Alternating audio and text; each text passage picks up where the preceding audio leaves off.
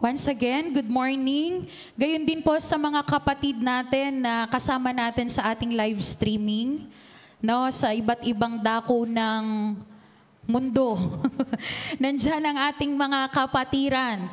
So, sina Pastor Edwin na nasa Indonesia, sina Pastora Vicky sa Cebu, Sister Marge from US, sina Ate Ann, no, even yung ating mga kapatid po sa Davao, sina Ate Love. And praise God, today, I would like to welcome muna yung mga bago nating kasama, no? Praise God, they are here at kasama natin sila. So, we have Kuya Jan. Ayun, so palakpakan po natin. We have Ate Angel. Then, si Ate Princess. So sila po ay and Kuya Andre, nandun po si Kuya Andre, yon. So sila po ay mga pamangkin ni Sister Ken, no? Si Kuya Andre po ay kuya ni Ate Seth, si Ate Seth Audrey, yan. Then we also have Sister May from Leyte. Diba yan? So si Ate May po ay na-meet ko during our visit 2 years ago po, sa latest. So nandyan din po si Ate May. So praise God.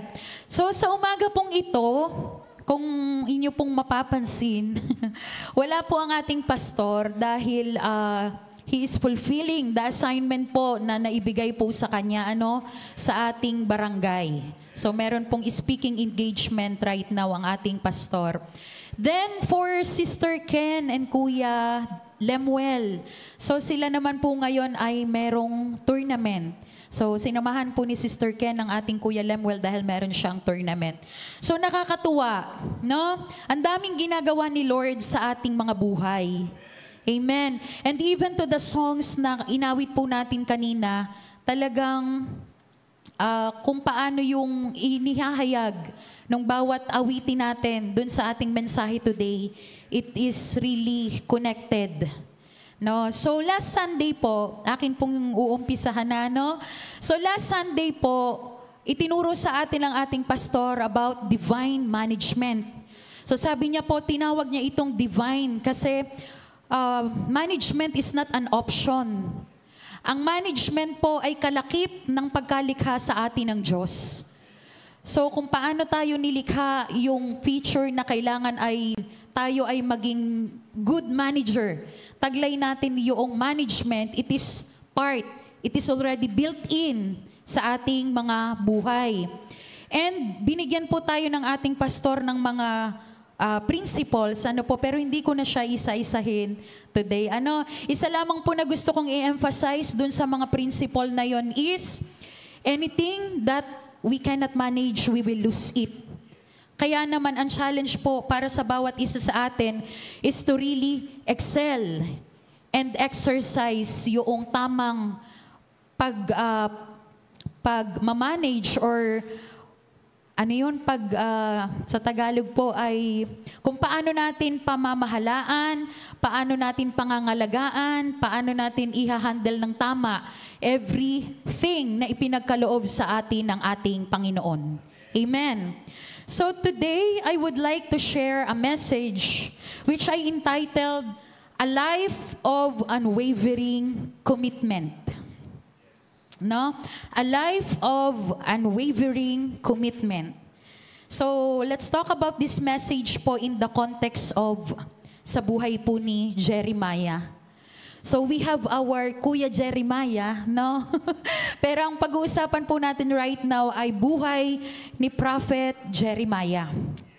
So, let me read in Jeremiah chapter 1, verse 1 to 10. The words of Jeremiah, the son of Hilkiah, of the priests who were in Anathoth in the land of Benjamin, to whom the word of the Lord came in the days of Josiah, the son of Ammon, king of Judah, in the 13th year of his reign. It came also in the days of Jehoiakim, the son of Josiah, king of Judah, until the end of the 11th year of Zedekiah, the son of Josiah, king of Judah, until the exile of Jerusalem in the 5th month. Now the word of the Lord came to me, saying, Before I formed you in the womb, I knew you. And before you were born, I consecrated you. I have appointed you as a prophet to the nations. Then I said, O Lord God, behold, I do not know how to speak, because I am a youth. But the Lord said to me, do not say I am a youth, because everywhere I send you, you shall go, and all that I command you, you shall speak. Do not afraid of them, for I am with you to save you, declares the Lord. Then the Lord stretched out his hand and touched my mouth, and the Lord said to me, behold, I have put my words in your mouth. See, I have appointed you this day over the nations and over the kingdoms, to root out and to tear down, to destroy and to overthrow, to build and to plant. Amen. So isa-isahin po natin. When we talk about commitment, ano ba yung pumapasok kaagad sa ating isipan? Pag sinabi bang commitment, so naalala ko po yung yung pinaka slogan ng aming school nung college, sa kasi ako nag-aral, Lipa City Colleges. So yung LCC, meron siyang pinaka-acronym, so leadership, competence, commitment. Na kasama yung commitment. So, as I have researched po, the Hebrew word for commitment is often translated as faithfulness or loyalty. No?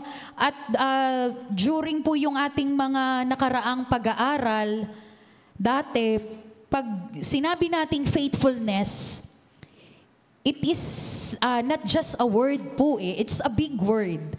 Pag pinag-usapan natin faithfulness, kasi pag sinabi nating may faithfulness tayo, yung faithfulness natin ay makikita sa ating commitment. No? It is always easier said than done. Madaling magsabi na I am faithful, I am loyal. Pero yung ating actions, yung mga ginagawa natin, yung commitment natin, yun yung magpapatunay how faithful we are.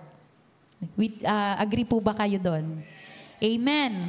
So one common Hebrew word used to convey this concept is imuna. Imuna. Kung tama po yung pag-pronounce ko nito. This word carries the idea of steadfastness, trustworthiness, and reliability. No, it encompasses a deep sense of faithfulness and commitment to God, to one's word, and to one's relationship. In the context of religious faith, imuna also refers to belief and trust in God's promises and character. So sa atin pong pamumuhay bilang isang mananampalataya, we can find all sorts of excuses not to obey God's word. Amen? No, ang dami nating excuses sa bawat bagay. Parang we are skillful enough to create every excuse to God's word, to God's calling. Diba? So ano po yung mga common na naririnig natin kapag tayo ay halimbawa nabigyan tayo ng isang assignment, nabigyan tayo ng isang task, even yan man po ay sa ministry, sa ating work, sa bahay, anywhere na tayo po ay mabigyan ng assignment, mabigyan tayo ng task. Ano yung ating mga initial reaction? I don't know how. No? Kay Brad Wine, very direct na kaagad. Ayaw ko. Di ba? Ayaw ko. So, I don't know how. I'm afraid of rejection. No? It's not my gift. It's not my gift. It's not my passion. I've already served. Let someone else do it. Nakapag-contribute na ako, yung iba naman, let's give them the chance. Palusot 101. It's the preacher's job. Ba't ba lagi ako ang ina-assign na mag-preach? Si pastor kaya dapat nagpi-preach. Yan. So, I'm too busy, or too tired, or too old, or too young.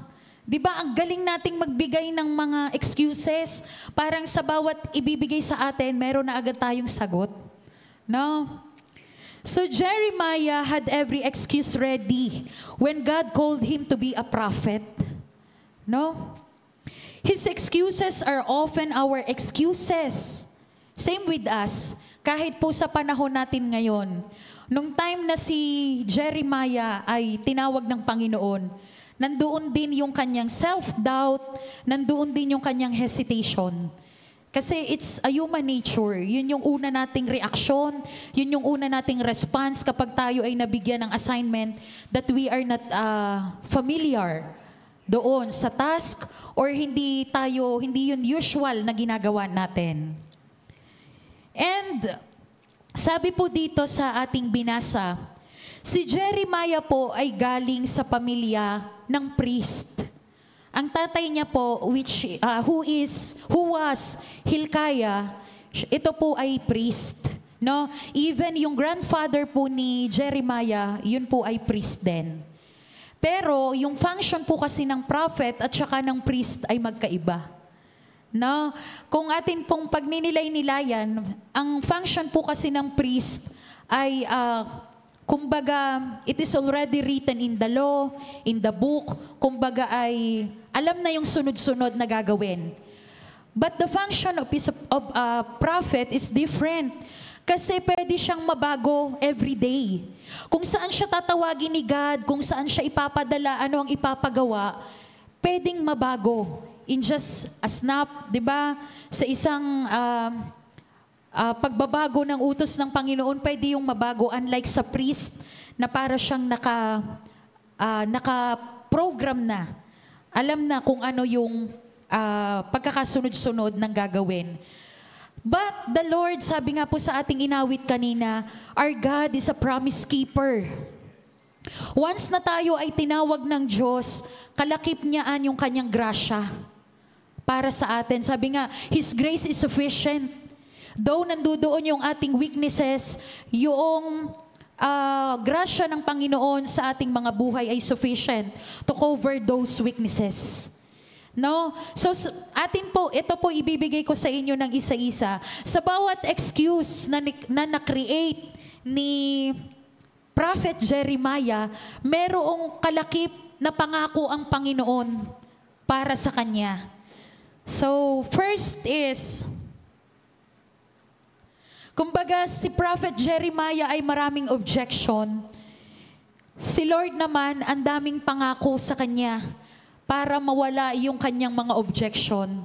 So una, the task is demanding. So bakit po demanding? So sabi dito, Jeremiah was called to be a prophet to the nations. Jeremiah 1:5. Not a priest like his father and his grandfather. A prophet was a chosen and authorized spokesman of God. Diba? Ang prophet, siya yung messenger ni Lord. Mga gustong ipasabi ng Panginoon. A prophet is the one who declared God's word to the people. We often think of prophets as people who can tell the future. So may dalawa rin pong function ang mga prophet. And we are more aware doon sa tinatawag na foretelling, wherein pinipredict niya yung mga pwedeng mangyari. But another function po ng prophet is foretelling. So sa foretelling naman po, he is preaching, he is discussing yung present, kung ano yung nangyayari sa present, and he is encouraging the people to change. Dahil kung hindi sila mag-change, may mangyayaring consequences in the future. So yun po yung pagkakaiba. Foretelling is pinipredict niya yung future. Ang foretelling po ay he is discussing yung present, ano yung kailangang ayusin. Para maging ready sila for the future. So sabi ko po kanina, demanding yung trabaho ng isang prophet. Kasi hindi lang siya sa isang lugar dadalhin ng Panginoon. So let's say, ang priest, di ba? Halimbawa, si Brother Juan ay isang priest. Di ba? Sa lugar na ito.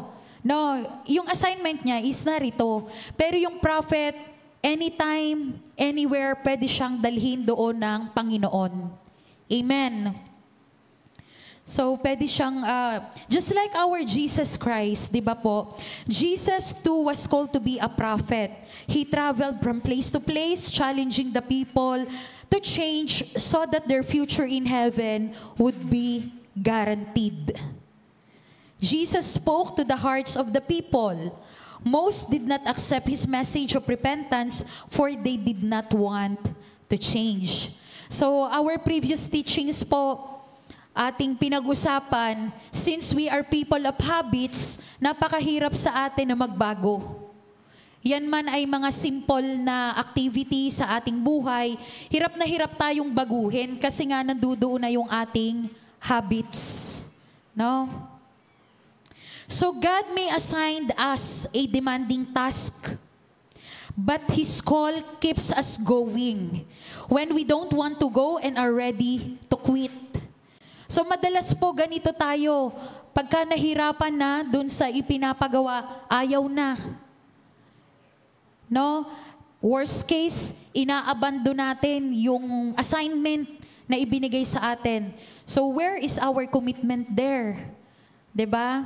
Kaya po sabi ko kanina, madali po na tayo ay magsalita, pero yung ating gawa, marami kasi tayong daraanan dyan. And yung buhay natin ng pagiging Kristiyano, hindi niya ginagarantiya na yung ating journey lahat smooth. No? Pero ang nakakatuwa po doon, yun kasing yung mga rough road na yan sa journey natin, God allows it for us to grow, for us to mature. It is for our own benefit as well, kaya inaalaw ni Lord na mangyari yun. So kapag tayo po ay dumadaan sa mga rough road, sa mga tough times ng ating buhay, ang atin po dapat immediate response ay ang ating patuloy na pagsunod at ang ating pagdepende sa kalakasan ng Diyos, sa grasya ng Diyos sa ating mga buhay. No? So same thing, ganun din po ang naramdaman ni Jeremiah. So, kailan po ba nag-start? Kailan po nag-start itong assignment ni Jeremiah, ni Prophet Jeremiah? Kailan po siya nag-start? So, sabi po, most of the scholars po ay sinasabi na nung tinawag siya ng Panginoon, siya ay nasa 20s. Nasa 20 to 25, something na ganon ang kanyang edad. No po? Pero, ang kanya po talagang assignment ay nagsimula even before na siya ay ipanganak. Remember, ito po, itong verse po na ito, I choose you before I formed you in the womb, I set you apart before you were born. Ibig sabihin, bago pa lang po ipanganak si Prophet Jeremiah, he was already destined to be a prophet. No? And kung hindi po yun inaccept, hindi po tinanggap ni Prophet Jeremiah, I believe hindi niya matatakasan yung pagtawag na yon sa kanya ng Panginoon. Amen? Kasi he was already destined for that. Bago pa siya ipanganak, alam na ng Diyos kung ano yung kanyang magiging role, ano yung kanyang magiging gampanin. Amen? So, the verb know has much more meaning than simply being aware of it. It carries the idea of recognition of the worth and purpose of Him who is known. So, kagaya po natin, tayo po ay naturuan regarding God's purpose in our lives. Bakit ba tayo kinreate ni God? Bakit ba tayo ay pinili ng Diyos?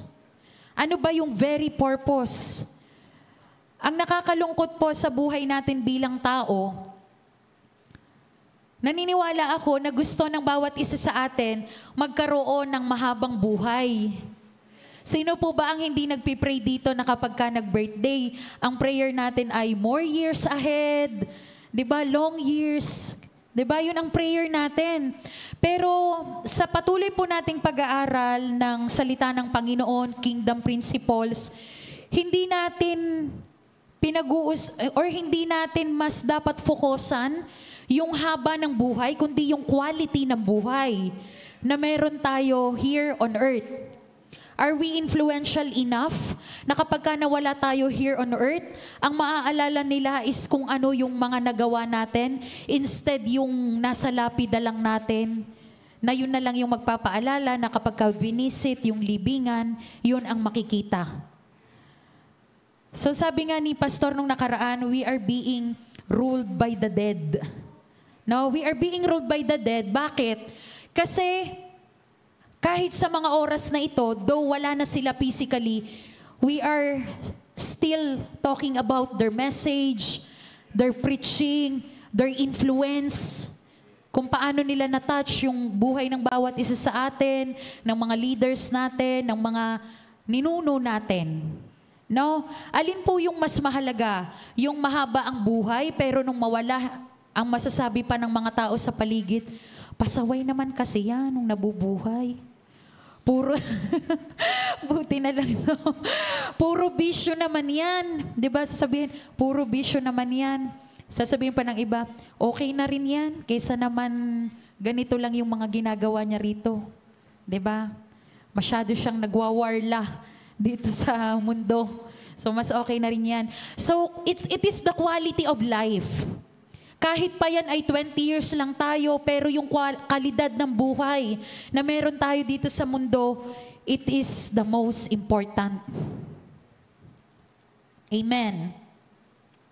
So, God called us by our name. So, sa mga panahong ito, tayo po ay may kanya-kanyang sitwasyon na dinadaanan. We have our own weaknesses, our flaws, 'di ba? Minsan merong sa atin na nakakaramdam na, am I worthy? 'Di ba? Ano ba yung mga kaya kong gawin? Ganito na lang naman ako Ganito na lang naman, ito lang naman yung kaya ko. Hayaan ko na lang sila kasi sila naman yung magaling. Sila naman yung matalino. Diba? Sila naman yung mas may capacity.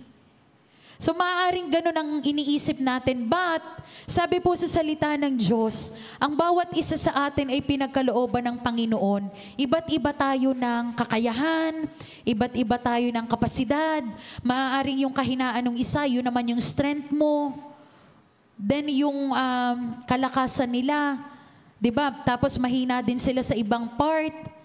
Diba? Sa ibang aspeto ng kanilang buhay. So, wag tayong masyadong maging harsh sa ating mga sarili. Ang mahalaga po ay we have the willingness to grow. We have the willingness to change kung ano ang dapat i-change. And meron tayong willingness to listen sa tamang tao na ibibigay sa atin ng Diyos. Na siyang magko-correct, maglilid, mag-guide sa atin. Kasi remember, people of God, hindi natin kaya ng sarili lang natin. As much as we want to change sa ating buhay, marami sa buhay natin ang hindi natin nakikita na dapat palang baguhin. Kaya we keep on doing things na akala natin okay lang. Pero pag nakita siya ng ibang tao, kapatid, siguro mas okay na ganito gawin mo, ganyan. So kung tayo lang sa sarili natin, hindi natin yung nakikita. Pero yung ibang tao, kita niya na may improvement pa na pwedeng gawin, may mas mataas na level pa na pwede mong abutin. 'Di ba? Hindi tayo nakakalimutan ng Diyos. He knows us sa ating mismong pangalan. Kaya napakahalaga po ng ating pangalan. No? 'Di ba? Kung paano yung, sabi nga, yung pangalan natin, prophetic yan Kung sino yan, kung ano yung nakapaloob dyan, dapat yun ang ating nalalakaran. Amen?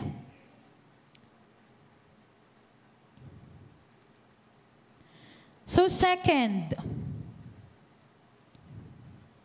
Second, my talent is inadequate. My talent is inadequate. So, but I protested, "Oh no, Lord God, look, I don't know how to speak since I am only a youth." So sabi ni Jeremiah, "Lord, hindi ko po kayang magsalita, bata pa po ako." But he was already in his 20s, no, that time. So sabi ni Jeremiah, "Bata pa ako, Lord, hindi ko kaya. Paano ko gagawin?" No, kasi sabi natin kanina, yung task kasi is demanding. Kailangan niyang mag-proclaim, kailangan niyang turuan yung people of Israel dahil doon sa nakaambang mangyayari in the future na sila po ay sasakupin ng Babylonia. So ang task na ibinigay sa kanya ni Lord is to be a prophet, to teach the people na baguhin yung kanilang ways para hindi mangyari yung mangyayari in the future. So during those times, ang pangalan nito, ang mga tao po doon ay full of idolatry, sumasamba sila kay Baal, 'di ba? They do things on their own. No, at yun po ay nakikita ng Diyos, kaya niya binigyan ng task si Prophet Jeremiah. So sabi niya, yung talent niya ay hindi enough, kulang, inadequate. Kasi maaaring nung time na yon, as batang edad, yun yung nakikita niya, masyadong challenging yung assignment na ibibigay sa kanya. So hindi niya nakikita yung sarili niya, nakakayanin niya yung task. So Jeremiah felt inadequate as a public speaker. By the way, this excuse was shared also by Moses. Diba, nung time na inutusan din ng Panginoon si Moses, sabi niya ay hindi niya rin kayang magsalita. So God has a way to overcome weakness and our insufficiencies. So ano yung pangako ng Panginoon? Ano yung pangako ng Panginoon sa kanya? God's promise is His provision. His provision. So sabi po ng Panginoon, "Then the Lord reached out His hand, touched my mouth and told me, I have now filled your mouth with my words." God provides. Sabi niya, tinouch niya yung mouth ni Jeremiah at binigyan niya ng word. Kasi sabi niya, hindi niya kayang magsalita. Anong sasabihin niya? Paano siya magiging public speaker? So sabi ni Lord, "Huwag kang mag-alala, ako ang magbibigay." Amen. The touch was not so much to purify as it was to inspire and empower. So gaya din po natin, tayong mga mananampalataya, sa ating mga ministry na ginagampanan, sa ating LAM, sa ating life coach, di ba? We keep on reminding about these things kasi ito po yung practical na application sa panahon natin ngayon. So kung nakikita natin na bakit kaya ako inassign ni Ate Aina na life coach leader? Ba't ako naging life coach? Yung mga ihahandle ko parang mas knowledgeable pa sa akin. Yung capacity nila. Di ba may mga ganyan tayong mentality sa una? Na para bang, dapat sa ibang group na lang ako. Pagka masyado tayong nai-intimidate, kapag nakikita natin yung capacity ng isang tao, nakikita, parang mas marunong to sa akin. Dapat iba na lang yung ihahandle ko. So, yan yung mga excuses na nangyayari sa atin. Pero, sabi nga po, tayo nabigyan ng mga ganyang assignment kasi unang-una, may nakikitang potential sa atin yung ating leader or yung ating pastor. Hindi naman tayo tatawagin ng basta na lang na nakikita na wala din tayong ginagawa. And it is the Holy Spirit na siyang magre-reveal sa atin ng mga tama nating sasabihin, tama nating ituturo sa mga hahawakan natin. Ang question lang po doon ay, meron ba tayong willingness to learn? Are we open to upgrading, to training? Are we committed to do God's assignment sa ating mga buhay? Kasi hanggat walang commitment, I assure you na yung journey po natin sa pagiging Kristiyano, hindi rin yan maaabot yung full potential, yung maximum level kung wala tayong commitment. No? Just, ito pong senaryo natin, di ba? Every Sunday, are we committed na tayo ay naririto sa lugar na ito, partaking and contributing kung ano ang ginagawa ng ating sambahan? Di ba? Are we committed enough doon sa ating mga leader na kapag tayo ay merong schedule ng ating life coach, ng ating LAM, is nandoon tayo? Are we showing up? Kasi kung nandoon tayo, we showed up, ibig sabihin, nandun yung commitment. Kung wala, at tayo ay pa-absent, so let's check, let's reassess ourselves. Kasi sabi po, a life of unwavering commitment. No? So yun po ang pangako ng Panginoon kay Jeremiah. Si Lord ang bahalang mag-provide. And ang kagandahan naman po kapag naramdaman natin na may kulang sa atin, hindi enough yung talent, hindi enough yung skills, we rely on God. No, yung dependency natin kay Lord tumataas. No, pag tinanggap natin yung challenge, tinanggap natin yung task, all we need to do na is to depend on God. Na Lord, may mga pagkakataon, Lord, hindi ko po talaga kaya. And it is God who will, yung siyang magpupuno kung ano man yung kulang sa atin so that we can fulfill kung ano man yung assignment na ibinigay sa atin. Amen. So, may iba po sa atin na ang grasya talaga ay magsalita. Merong ang grasya ay sumulat, iba't iba. Sabi ko nga po kanina, iba't iba yung ipinagkaloob sa atin ni God. Pero we can also learn other skills if we are willing. No, if we are willing to learn. So, kung nakita yon ni Jeremiah, yung kanyang kabataan, sa panahon po natin ngayon, especially sa ating mga kabataan, kapag ba tayo ay tinawag, hindi lang po ito tungkol sa ministry or gawain natin sa Panginoon, kundi sa ating trabaho, sa ating pag-aaral. Kapag ba tayo ay nai-assign as leader sa ating project or sa ano, paano natin siya pinapanghawakan? Paano yung nagiging commitment natin? So, lagi ko pong nire-remind ang worship team, especially sa oras. No? Especially sa oras. Though meron naman talagang we are flexible naman kasi we have to adjust din po doon talaga sa time ng bawat isa. But it is part of the guidelines po ng aming grupo na pagdating sa oras, kung ano yung napag-usapan, we have to show up kaming lahat. Kasi makikita natin doon yung commitment ng bawat isa. Sabi nga po, any commitment na ating ginagawa, God hears it. Naririnig ito ng Diyos and God honors it. Kung si Lord nga ino-honor kung ano man yung mga commitment na ginagawa natin, how much more tayo? Tayo ang mag-honor doon. Diba sabi nga tayo as ambassadors of Christ, we should be a man of honor. Kung ano yung ating commitment, ano yung sinasabi natin, ano yung ipinapangako natin, we have to fulfill it. Amen. So third is, the time is not right. The time is not right. So Jeremiah said to God, I am only a youth. Jeremiah 1:6 po ito.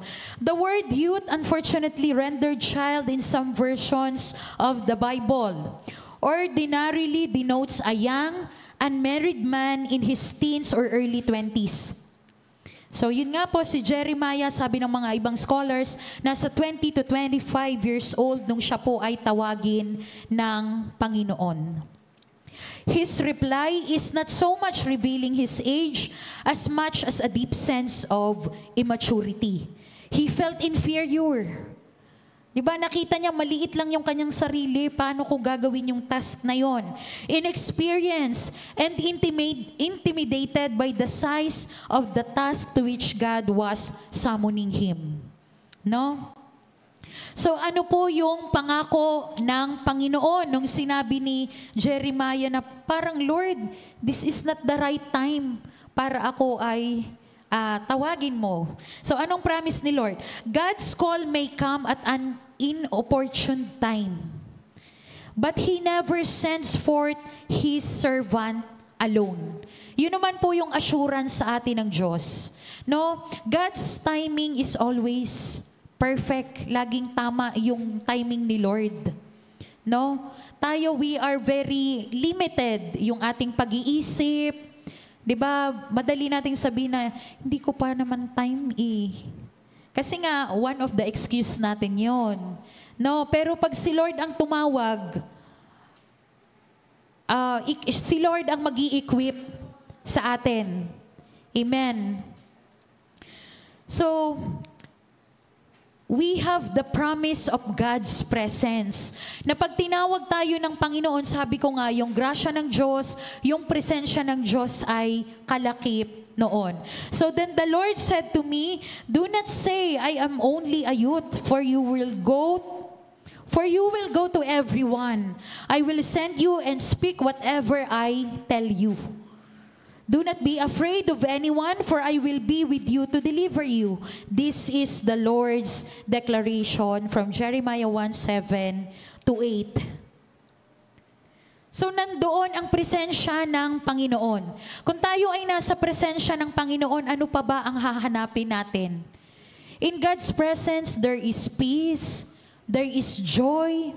Yung mga bagay na kayang ibigay ng mundo, mas kayang-kaya na ibigay ng Diyos sa atin. And mas higit pa. Kasi just like yung kapayapaan, there are times naman na may kapayapaan sa mundo, pero iba yung kapayapaan na galing sa Diyos.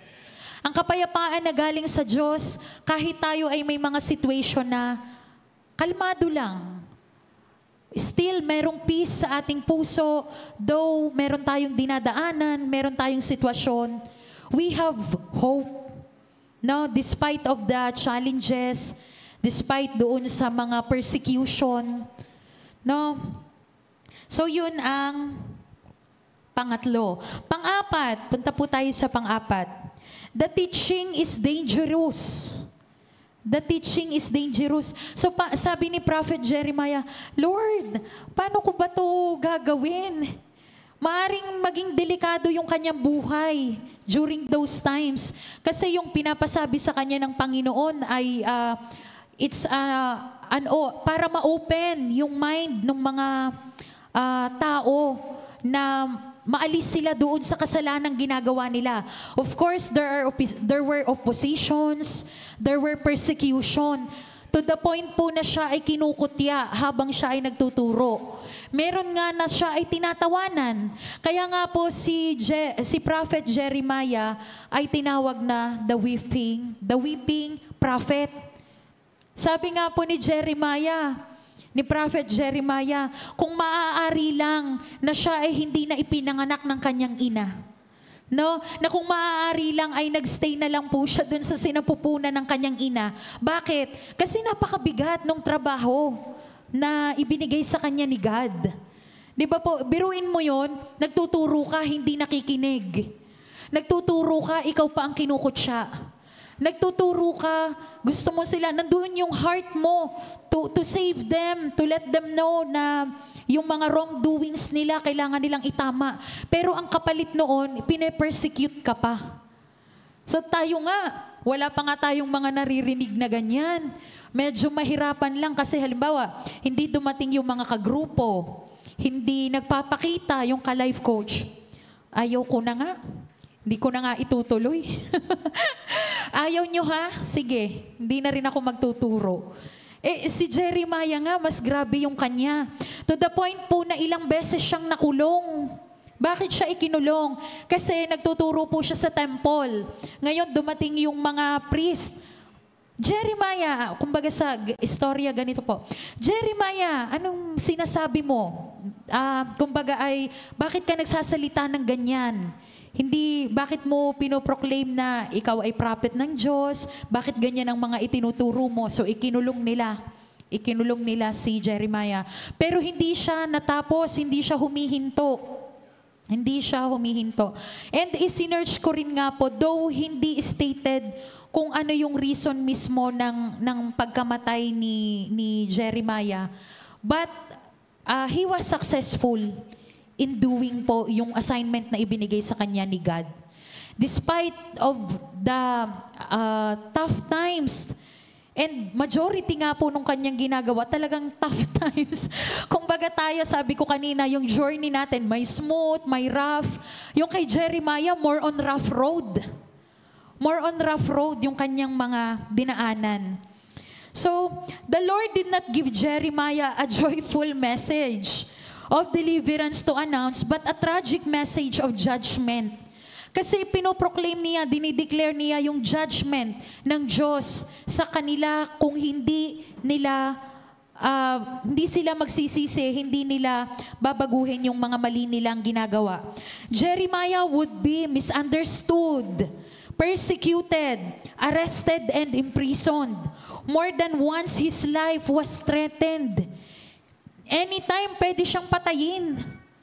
Patayin ng mga tao doon na, ano bang pinagsasasabi mo? Teka, pwede siyang batuhin, di ba? During those times, yun po ang ginagawa nilang pagpaparusa. Binabato hanggang sa mamatay. The people did not want to hear the truth.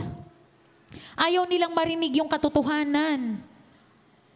So Jeremiah told them plainly, they were defying the Lord, disobeying the law, and destined for judgment. God used the image of a boiling pot to communicate His coming wrath. Nung tinawag po kasi ng Panginoon si Jeremiah, may ipinakita po sa kanya ang Panginoon. It is a boiling pot na hindi po nakatayo, kundi nakatagilid na ganon. And siya po ay nakaturo doon sa south. Nakaturo po doon sa south. So part of the southern kingdoms po ng Israel, di ba nahati po yun? We have the northern kingdom and the southern kingdom. So sa southern po, nandoon po ang Judah at nandoon po ang Benjamin. Sila yung nasa south. No? So doon po nakaturo yung boiling pot. So Jewish homes would have a fairly large, wide mouth-washing or cooking pot. The unusual thing about the pot Jeremiah saw was that it was not level. Sabi ko po kanina, hindi siya nakatayo lang yung pot, kundi nakatagilid. It was titled away from the north. The pot could at any moment spew its boiling contents toward the south, scalding the people of Judah. The pot represented the nation of Babylon that would invade and conquer Israel. The reason for the judgment was Israel's idolatry and rebellion against the God's righteous will. Jesus' teaching contained mercy and judgment, grace and punishment. Jesus' teachings were dangerous too. In fact, it was his teaching that cost him his life. So ano po ang pangako ng Panginoon nung sinabi ni Jeremiah, Lord, mapanganib yung ituturo ko mapanganib yung teaching na sasabihin ko. So sabi po ng Panginoon, ito po yung pangako ng Panginoon. Today, I am the one who has made you a fortified city, an iron pillar and bronze walls against the whole land, against the kings of Judah, its officials, its priests, and the population. They will fight against you but never prevail over you, since I am with you to rescue you. Yun naman po ang pangako ng Diyos. What God says through us may be dangerous, but God gives us the strength to endure. Amen. Yung kalakasan po ng Panginoon ay patuloy niyang ibibigay, ipapagkaloob sa atin. Yun ang kanyang pangako na sa assignment na to, sa task na ipapagawa niya sa atin, hindi tayo nag-iisa. Amen. So we should remember that the person who stands with God will always prevail. Amen. The person who stands with God will always prevail.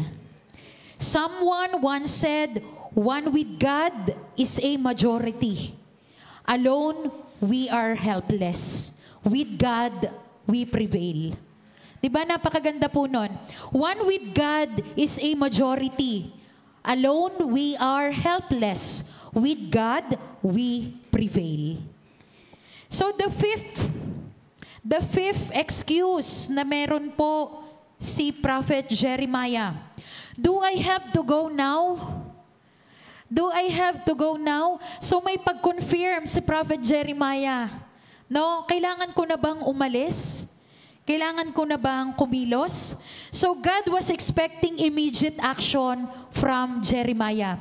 So kapag po tayo ay tinawag ng Panginoon, ang kailangan ay explicit obedience. And when we say explicit, it means immediate.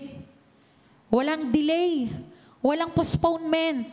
Pag tinawag tayo, remember po nung time na ang Panginoong Jesus ay tinawag ang kanyang mga disipulo. Yung totoong disipulo, sumunod kaagad. Yung hindi totoo, madaming alibay. Lord, may gagawin pa kasi. Lord, may ano po kasi, may appointment po kasi. Lord, ililibing ko pa po yung aking tatay. Remember that man? Na yun ang binanggit niya, pero ang reality, hindi pa naman patay yung kanyang ama. Diba? What an excuse. Na dahil hindi lamang gustong sumunod sa Lord, yun ang naging rason. So, ito po ay isa rin sa nabasa ko. One of the, I think, concert po yun sa mga kapatiran natin sa probinsya dati. Then, meron po silang isinend na poster. So, ang nakita ko po doon, natuwa ako doon sa nasa ilalim, ang nakalagay po, yung excuses daw, well-planned lies daw natin yun. Well-planned lies, so ibig sabihin, planado na. Yung mga nirarason natin, planado naman na pwede namang gawa ng paraan. Pero dahil we are not really committed, mas i-emphasize natin at mas gagalingan natin na magrason kaysa sa sumunod.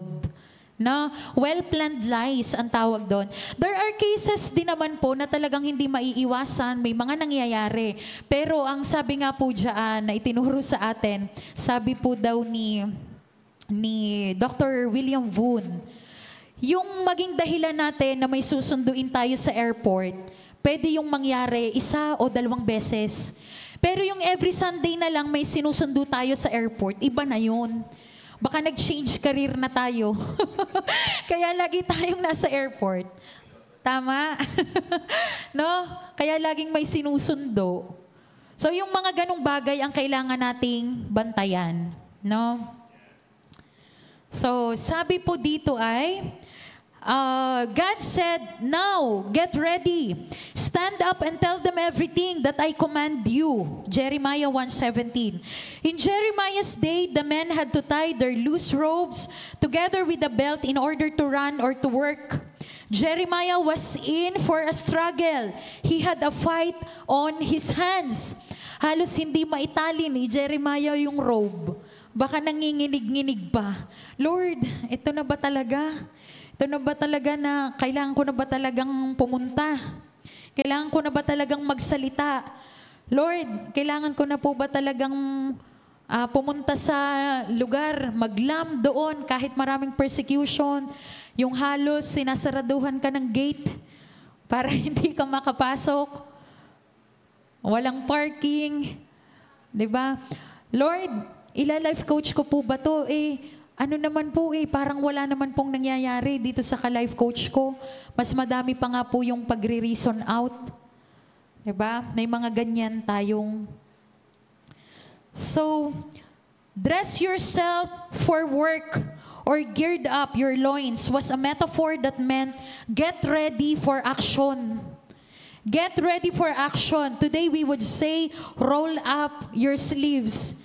Di ba kapag tayo po ay, naalala ko nung mga elementary days paano, tapos yung kapag nagkakaroon ng mga awayan, yung mga bata sa elementary, di ba pag mag-aaway, iro-roll pa na ganun yung sleeves. Ibig sabihin, ready na sila to battle, to face po yung kanilang kaaway. Tapos pag magkadikit naman na, ano lang, parang sagian lang na sagian ng balikat. O ano. Di ba ganyan po yung mga bata dati, yung mga nag-aaway na bata. So sabi dito, roll up your sleeves. Get ready for work. You have to go now. Yun po yung gustong sabihin ng Panginoon kay Jeremiah. God called Jeremiah to act. He was called to move out among people. He was called to deliver an offensive message.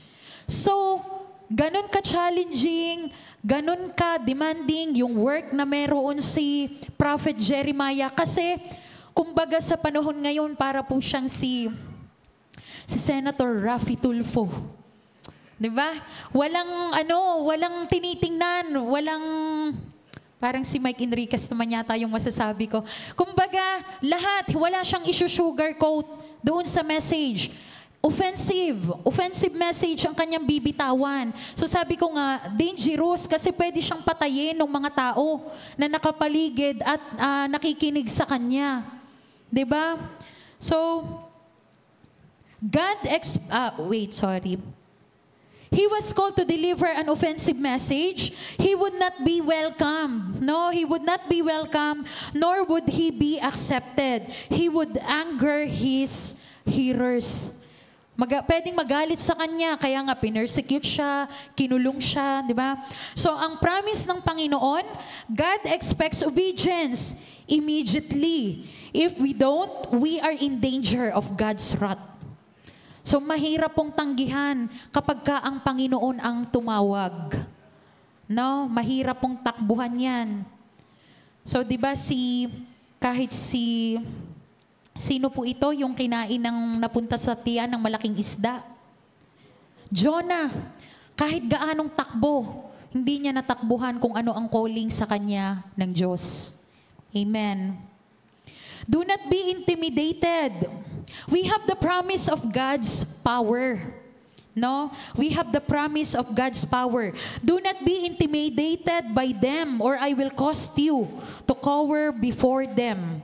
Immediate obedience is the only appropriate response when God calls.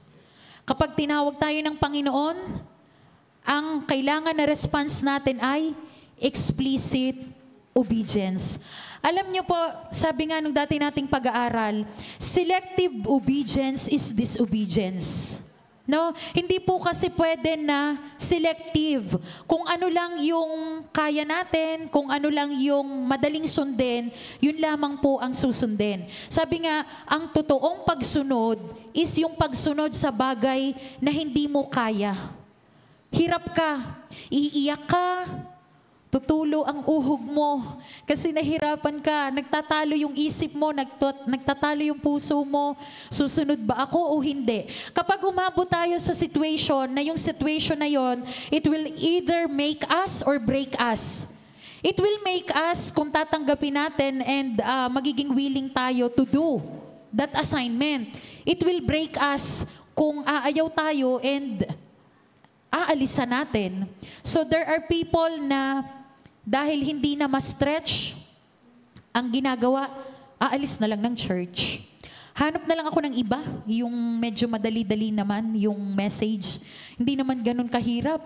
Doon sa church na yun, napakahirap, parang bawat galaw, kailangan mong ayusin. Yung bawat salita mo, parang bantay na bantay ka. Parang napakapakailamero ng mga leaders doon. Lahat na lang ng area ng buhay ko ay tinitingnan.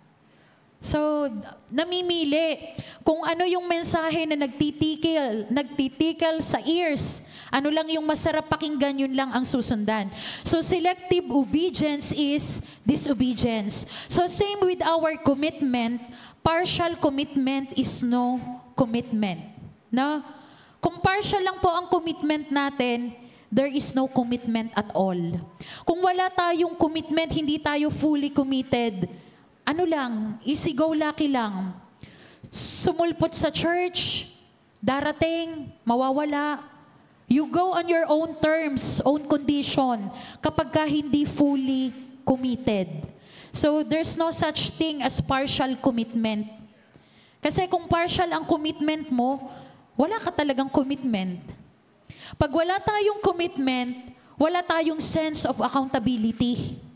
Wala tayong sense of responsibility. Pwede akong mag-church, pwedeng hindi. Ate Maika, ano lang ha? Partial commitment lang ako sa multimedia ha? So, nasa sayo kung paano mo gagawin yung assignment na ibinigay sa'yo kapag ka ganon. Hindi ka willing mag-submit doon sa authority over you kapag ka ang gagawin natin ay partial commitment. So this time, we really have to check yung ating mga sarili. Tama ba yung commitment na ginagawa ko? Sa work, especially ang ating mga kabataan. Tama yung I strongly agree doon sa value na meron yung mga youth before. Or wag niyo naman akong ibabash, Pero yung observation ko rin kasi, hanggang 1990s, iba pa yung mga bata eh. Iba pa yung value na meron. Pagdating sa trabaho, talagang kami, nung naghanap din kami ng trabaho, kami yung nagmamakaawa. And kung ano yung ibigay, yun ang tatanggapin. At nandoon yung assurance na ibibigay mo dun sa company na you will fulfill it, na talagang aayusin mo, pagsisikapan mo, para magawa mo ng ayos yung trabaho. Pero this time, marami po sa mga kabataan ngayon, kahit ang oras ng pasok, sabihin na natin 8 to 5:30, merong darating ng 9. Kumbaga, nasusunod. Nasusunod yung kanilang mga sarili. So where is your commitment towards your work? So our work is a blessing. No, gusto ko rin pong i-remind na hindi lamang pag tayo naririto sa church, saka tayo holy, and we think na kapag tayo ay nagwo-worship kay Lord, umaawi tayo, tumutugtog, ay yun lamang ang worship natin kay God. No! Yung atin pong work, yun yung highest form of worship. What we do on our work. Sa mga estudyante po natin, what we do on your studies. We have to do it excellently. And the excellence, being an excellent is difficult. Because it requires all of us. May sacrifice. Diba? May sacrifice. You have to yung oras mo, diba? Kailangan mong i-dwell talaga doon. So, praise God nga po, lagi din pong nai-share ni Pastor yung aming APIS. APIS. Yan yung kanta ni Ate Maika. APIS, opo. Nung una, syempre, hindi pa nag-start yung APIS namin. Medyo, syempre, nandoon din yung intimidation kasi yung mga classmates daw po namin ay, from different nations. Yung teacher po namin ay Malaysian, Singaporean. Yan, so, ang fear kaagad na we are not, yung sa pag-i-English, diba? We are not fluent in English. So, merong iyakan, merong naiyak, merong natakot, diba? Pero, nung ginagawa na po namin, nag-i-enjoy na kami sa mga breakout rooms, ganyan. So, what I am trying to say is, habang ginagawa namin yung bagay na yon, of course, may sacrifice. Kasi yung mga panahon na kagaya namin, nagwo-work 8 to 5:30, then yung amin pong masteral class is every Monday, 8 p.m. to 10 p.m. So yung mga panahon na dapat yung oras mo is gagamitin mo sa ibang bagay or magpapahinga ka na, hindi ka pa pwedeng magpahinga kasi you have commitment. Meron kang commitment to do it, to do that masteral. So yan, praise God. We are not expecting po na may mga grading, ano rin pala yun, grading system, no? Hindi namin ina-expect na may ganon. So yun, we just did yung masteral and praise God, we overcome yung first semester ng aming klase. So we are 905 students. And nakakatuwa po na, yun nga sabi ni Pastor, nung nare-receive na namin yung aming mga grades kasi meron po kaming WhatsApp GC. So yan na, isa-isa nang nagsisend ng mga grades, no? So hintay kami ng hintay. So kami ni Kuya Jason ay nasa labas that time. Sabi ko, Kuya, nakalimutan na yata ako ng registrar namin. Bakit wala? Lahat sila meron na. Eh di inaabangan po namin ganyan-ganyan. So glory to God po. I just did kung ano po yung dapat gawin. We have our breakout room, so nagpe-prepare po ako ng mga sagot dun sa mga tanong. I did my quizzes, 'di ba? I learned, nag-aaral po kami, nag-google kami ng oras to learn kung ano po yung mga binibigay sa amin na teachings. And praise God, bigla pong isinend yung grade. I was ranked 34 out of 905. So, glory to God po. Sabi ko kay Ate Maika, kahit top 50 man lang. Kahit top 50 man lang. Pero praise God, yun po yung nakuha natin na grade. No? And it's a blessing. It's really a blessing po na magkaroon ng ganong platform na upgrading siya, training siya, at marami po yung nadadagdag. So, dati po lagi namin sinasabi kay Pastor na, Pastor, kulang po kami pagdating po doon sa theology, pagdating po doon sa historical background, doon sa history ng mga pinapag-aralan, ganyan. And nakikita po namin si Pastor nga na nagtuturo, paano niya po nai-connect. Mas naiintindihan kasi pag alam mo yung historical background. So, napaka-bless po namin na parte po kami nung APIS dahil doon namin naiintindihan not only yung background ng bawat churches, even their traditions, their belief system, bakit pala ganon? Bakit mayroong kailangan nakamahabang damit? Di ba? Bakit kailangan mahaba ang buhok? So, naiintindihan po namin saan nanggaling, bakit pala may mga ganon. Pag po kasi hindi natin alam, madali tayong magsabi na, ay, bakit ganun? Parang ang weird naman, ang ganyan naman. Madaling magbigay ng judgment ng mga ano natin kapag hindi natin alam kung ano ang pinagmulan. So, praise God po. And we are on our sem break lang po right now. Balik po kami ng July. No, balik po kami ng July. So we have so much to offer. Do you believe that we have so much to offer? Hindi po kayo naniniwala. We have so much to offer. The capabilities that we have, the wisdom that we possess, the love that we can give. It is the great Lord, the King of Kings, and the one who provides all. Amen. He was the one who made us. There's nothing impossible for us, only if we will allow Him and we will see how capable He is. Though we have those excuses in our lives, marami, sabi ko nga kanina, we are skillful in creating those excuses. Pero kalaki po ng excuses natin yan, lagi pong may counterpart na pangako ang ating Panginoon. Amen? So sa atin pong inawit, He is the promise keeper. Though hindi natin madalas nakikita, hindi natin nararamdaman, but God is moving. God sees us. God hears us, no? There are reasons. So ibigay ko po ito, mga rason kung bakit ayaw ng mga tao ng commitment.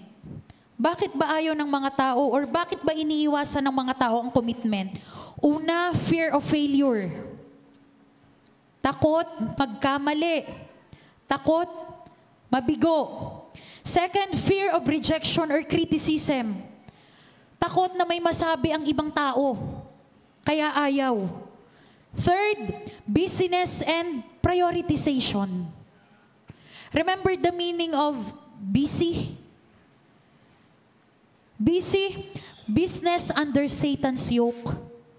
Kapag po lagi na nating idinadahilan na masyado kasing busy daming ginagawa kaya walang oras para sa gawain ng Panginoon, walang oras para doon sa assignment na ibinibigay sa iyo, laging idadahilan na busy. Fourth, spiritual apathy or lukewarmness. Remember, people of God, God hates those lukewarm Christians or lukewarm believers. Wala pong nasa gitna. Ano lang dapat? Hot or cold. Walang lukewarm. Panglima, personal insecurities.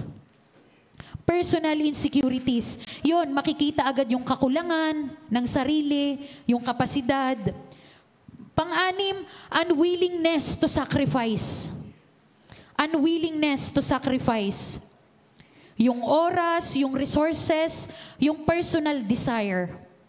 Pampito, desire for comfort and convenience. Laging gusto natin komportable tayo. Ayaw mahirapan. Kaya iniiwasan ang commitment.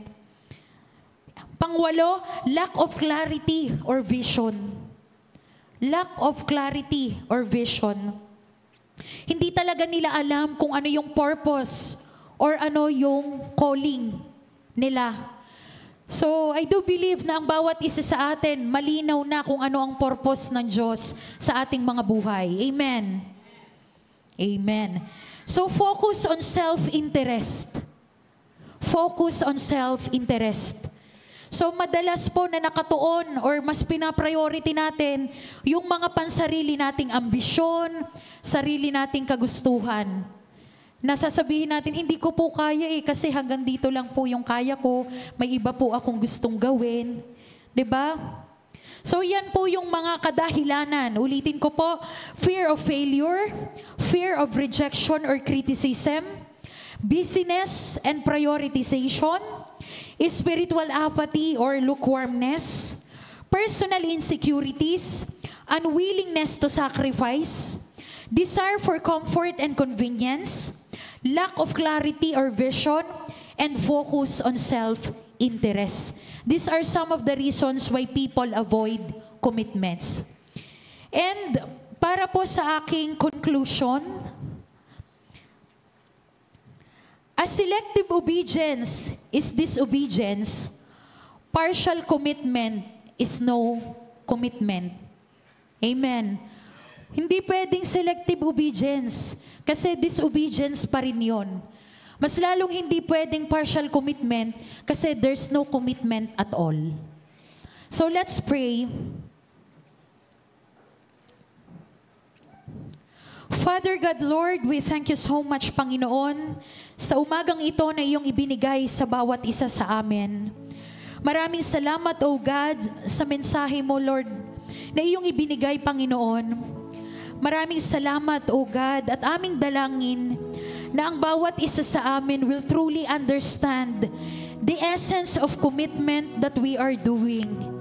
Commitment, O God, in our words, in our work, in our ministry, Lord, in every aspect of our lives. We pray, O God, na ang bawat isa sa amin, just like Prophet Jeremiah, how he accepted your call sa kanyang buhay, ay gayon din naman kami, Panginoon. Lord, you have showed us, O God, that in every excuse that we may have sa assignment, sa task na ibibigay mo sa amin, there is always a promise, O God. A promise mo, O Lord, na siyang nagbibigay sa amin ng assurance, siyang nagbibigay sa amin ng pag-asa, siyang nagbibigay sa amin ng kalakasan, O God, na anuman ang iyong assignment na ibinigay sa amin, we will do it, Panginoon. We can do it, O God. There is nothing is impossible for you, Lord. There is nothing too hard for you, O God. Kaya naman, Panginoon, sa patuloy mong pag-assure sa amin ng iyong presensya, ng iyong provision, ng iyong grasya, ng iyong kalakasan sa aming mga buhay. Naniniwala kami, O God, that we will accomplish, O Lord, anuman ang iyong ipinagkatiwala sa amin. Oh, hallelujah. Maraming salamat, O God. Patuloy na kayo po ang kumilos at maghari sa aming lahat. Patuloy po naming ibinabalik sa inyo ang pinakamataas na papuri at pagsamba sa tanging pangalan ng aming Panginoong Jesus. Amen and amen.